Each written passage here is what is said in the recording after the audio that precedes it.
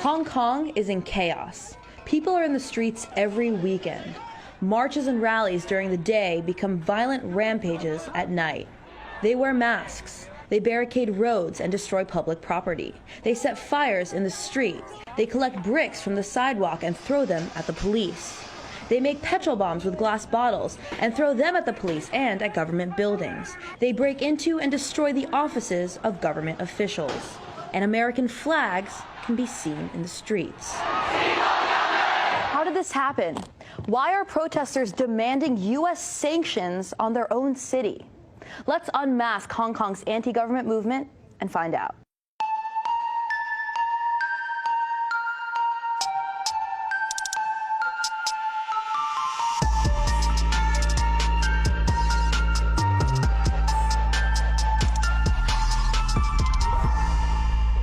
The first massive march happened in June of 2019, following a law change proposed by Chief Executive Carrie Lam, who said she didn't receive any instructions to do so from Beijing. Now, that same day, the United States warned that the proposed amendment could endanger its citizens in Hong Kong and threatened that it would retaliate by re-examining Hong Kong's preferential economic status as compared to the mainland. We are also concerned that the amendments could damage Hong Kong's business environment and subject our citizens residing in or visiting Hong Kong to China's capricious judicial system. The continued erosion of the one country, two systems framework puts at risk Hong Kong's long-established special status in international affairs. But let's take a closer look at this amendment to extradition law and its misconceptions. A pregnant young woman named Poon Hugh Wing went to Taiwan with her boyfriend, a Hong Konger named Chang Tong Kai. When he learned she slept with another man, he strangles her to death, stuffs her in a suitcase, and dumps it in some bushes. He returns to Hong Kong, but because Hong Kong doesn't have an extradition agreement with Taiwan, he remains free. This is the case that the Hong Kong government cites when proposing the infamous extradition bill. What the bill would do is allow Hong Kong to surrender fugitives like Chang Tong Kai on a case-by-case basis to any territory with which the region doesn't already have an extradition treaty. That includes Taiwan, and it includes mainland China. Opposition politicians immediately claimed that Beijing would use this bill to jail political dissidents. And the Western corporate press seemed to be under that impression as well, that the extradition bill was a sign of China's creeping authoritarianism. The government tried to introduce legislation allowing defendants to be extradited to mainland China, where courts are controlled by the ruling Communist Party. They control media, they control the economy, they control no criticism allowed against the Communist Chinese. The Chinese government will use the new law to silence its political opponents. I asked a high-ranking Hong Kong lawmaker and the former Secretary of Security if there was any truth to this claim, that with the bill, China would be able to jail political dissidents. The opposition claims that it would allow political dissidents to be jailed in mainland China. Is there any truth to that? No truth whatsoever. You know, our amendment legislation only expands the geographical coverage of the existing legislation, which was enacted before 1997 and fully compliant with international human rights standards. Now, the extradition bill was tabled and even then declared dead by Hong Kong Chief Executive Carrie Lam. I have almost immediately put a stop to the amendment exercise. But there are still lingering doubts about the government's sincerity or worries whether the government will restart the process in the Legislative Council. So I reiterate here, there is no such plan. The bill is dead. But the protests continued and escalated. Unsatisfied protesters created a list of 5 demands: the full official withdrawal of the extradition bill, for the government to stop designating the protesters as rioters, unconditional amnesty for everyone arrested and jailed so far, for the government to start an independent investigation into police brutality outside its existing complaints council, and for immediate universal suffrage. Soon, it became dangerous to even voice opposition to these protesters.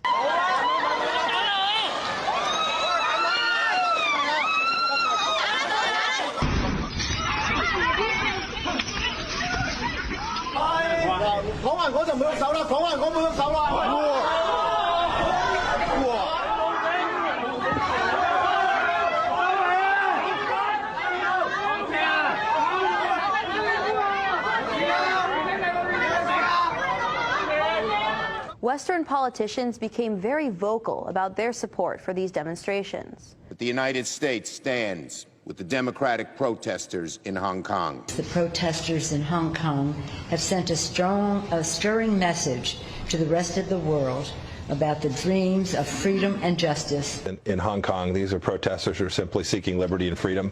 But maybe it's ironic that the West is now supporting a democracy movement in Hong Kong.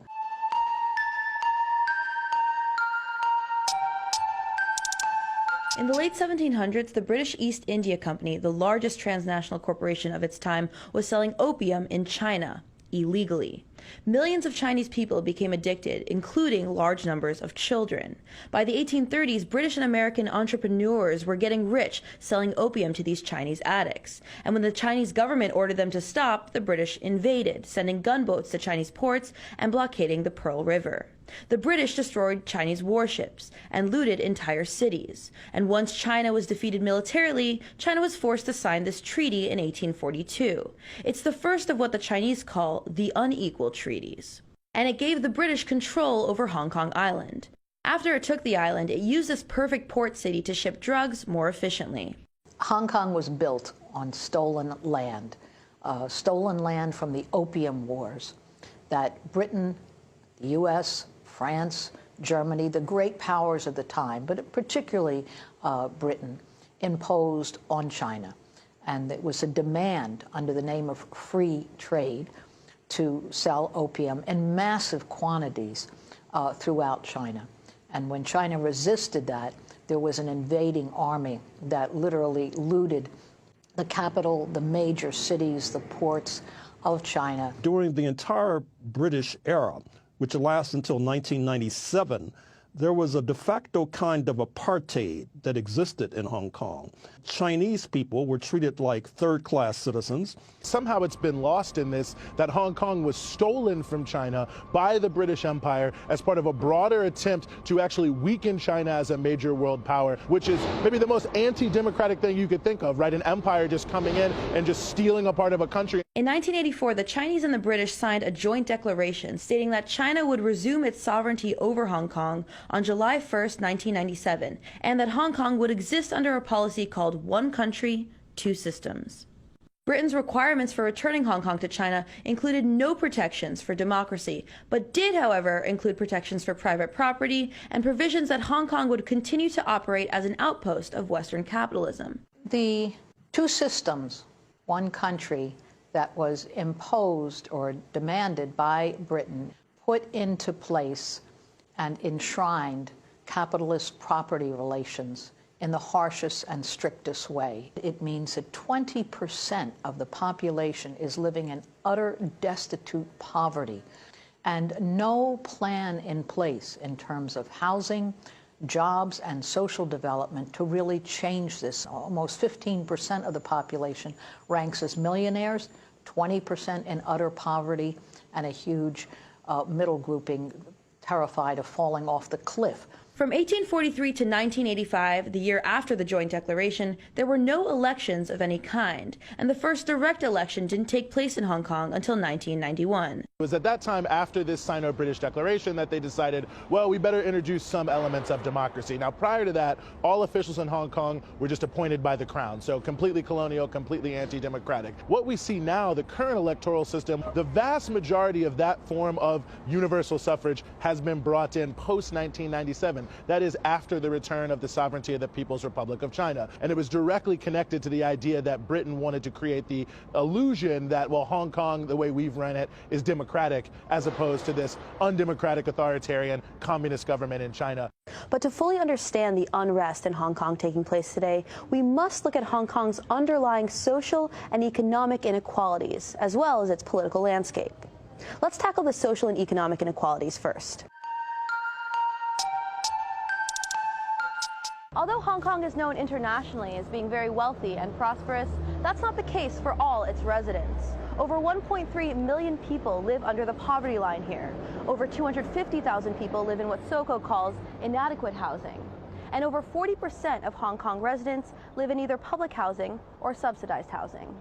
Soko is one of Hong Kong's largest social services organizations, and Silai Shan, a community organizer with them, showed us what some of these inadequate housing units look like these subdivided flats, and these caged homes. In a subdivided flat, your bed is your living space. Kitchens and bathrooms are shared, in this flat, by 24 people. Silai Shan thinks that some of the blame for the lack of affordable housing in Hong Kong gets misdirected to Beijing when it belongs with Hong Kong's own property developers. With the land reform, the resistance is mainly from within Hong Kong society.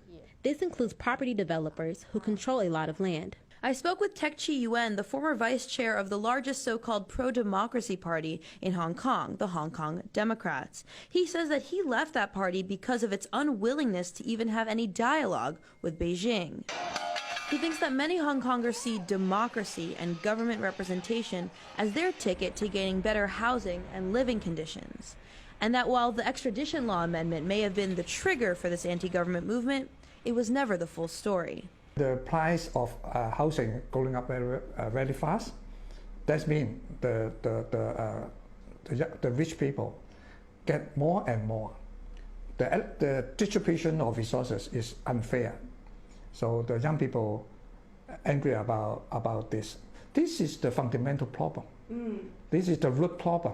This inequality and the low standard of living in Hong Kong are virtually absent from coverage of the anti-government movement. And who's to blame for this? Well, Oxfam suggests that a responsibility lays not at the foot of Beijing, but at the local Hong Kong government.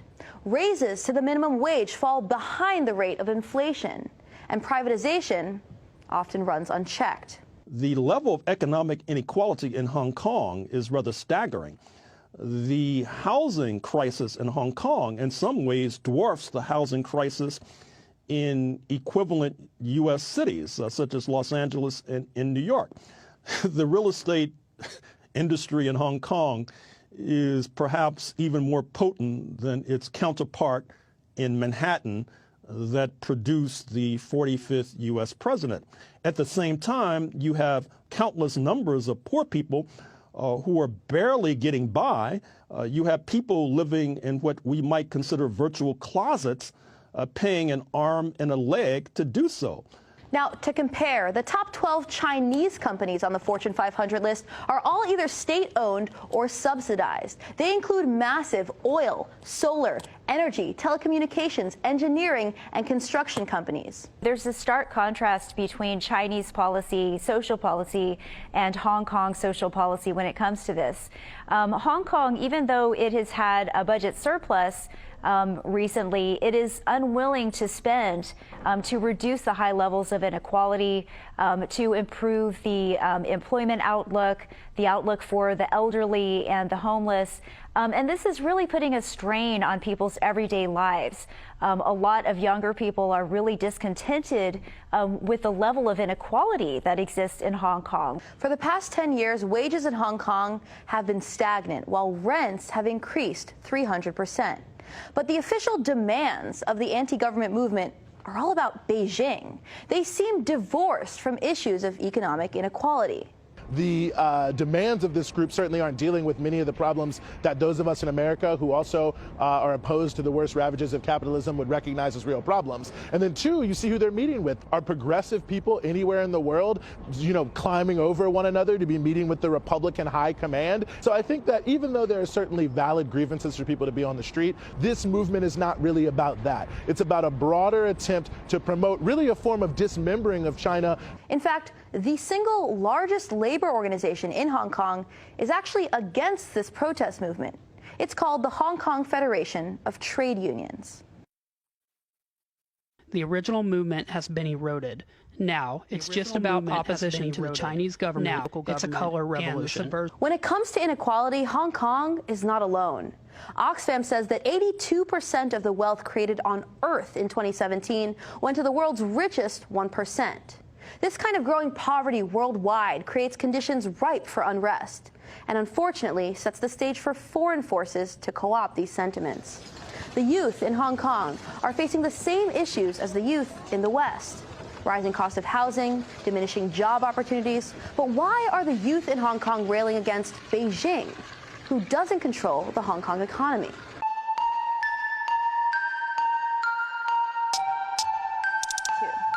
Although there seems to have been a conscious choice to brand this surge of protests as a leaderless movement, individuals, political parties, and organizations are giving this movement its direction.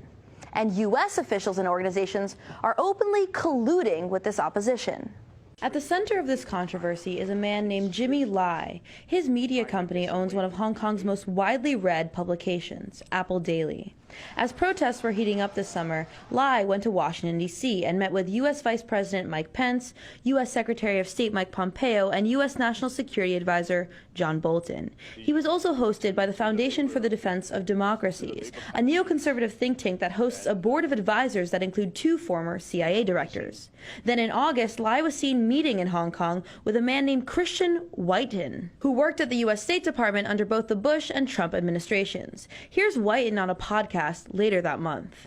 Causing this crisis for the Chinese Communist Party, for the government, at a time when we're, frankly, at a difficult point in negotiations. This is good for U.S. national interest.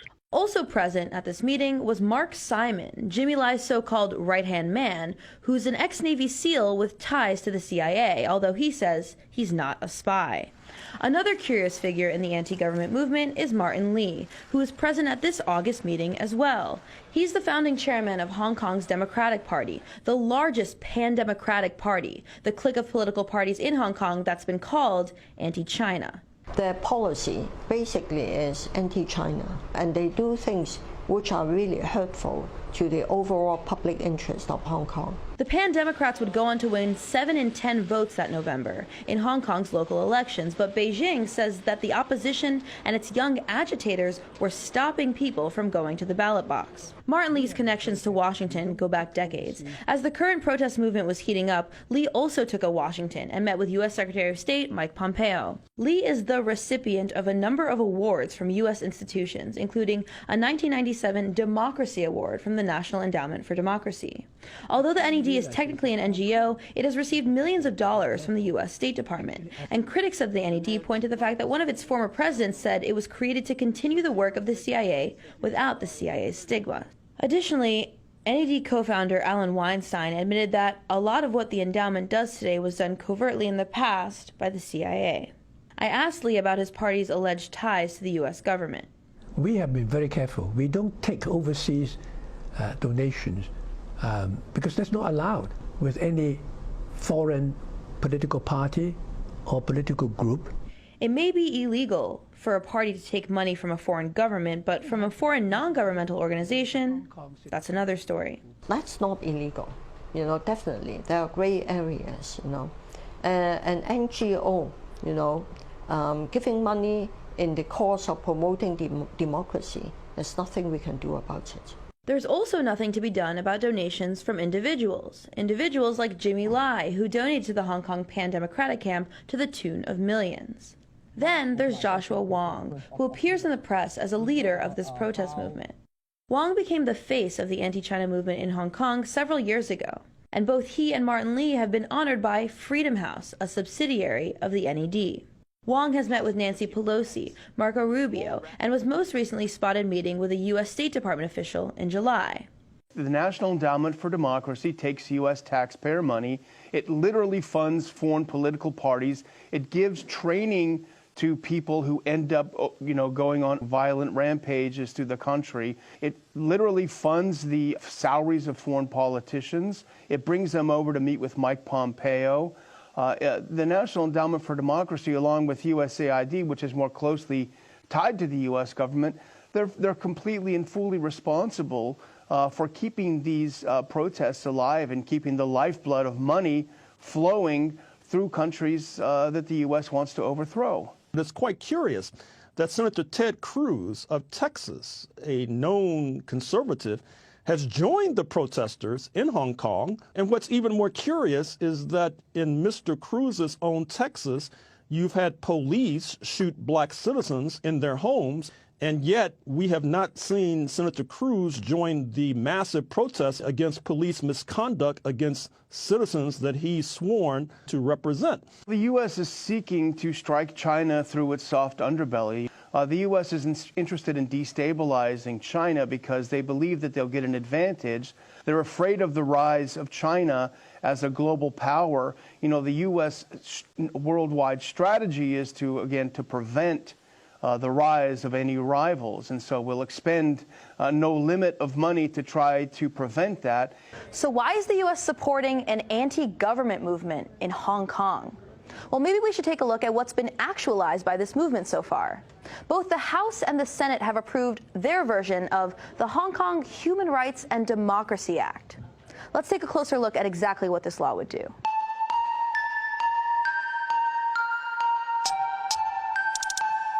The Hong Kong Human Rights and Democracy Act claims to support the democratic aspirations of Hong Kongers. But what it really does is lay the groundwork for further U.S. sanctions and intervention. For one thing, the bill cites the International Covenant on Civil and Political Rights, which is a treaty that China has yet to ratify. That means it's not legally binding under international law. The bill also cites Hong Kong Basic Law 45, the provision of Hong Kong's law that states that the ultimate aim is the selection of the chief executive by universal suffrage. The United States says it wants Hong Kong to follow Basic Law 45. But any examination of Basic Law 45 reveals that implementing such universal suffrage should be done in light of the actual situation in Hong Kong. Still, the Hong Kong Human Rights and Democracy Act threatens to punish China if it doesn't accelerate this timeline. The bill also threatens sanctions if Hong Kong does follow Hong Kong Basic Law.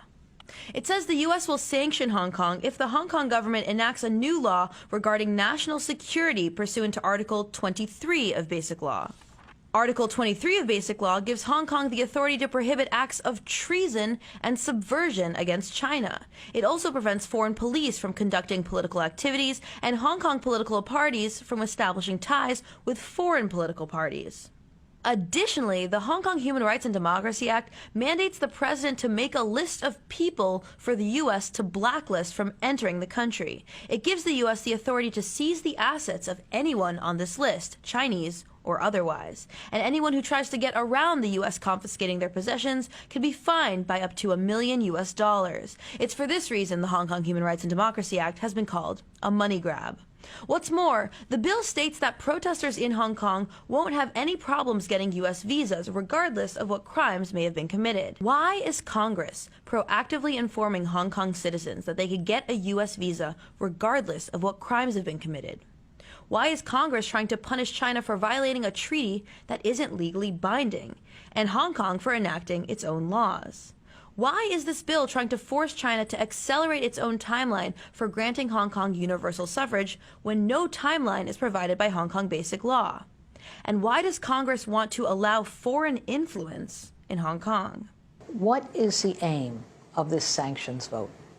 It really is an effort to totally sabotage Hong Kong.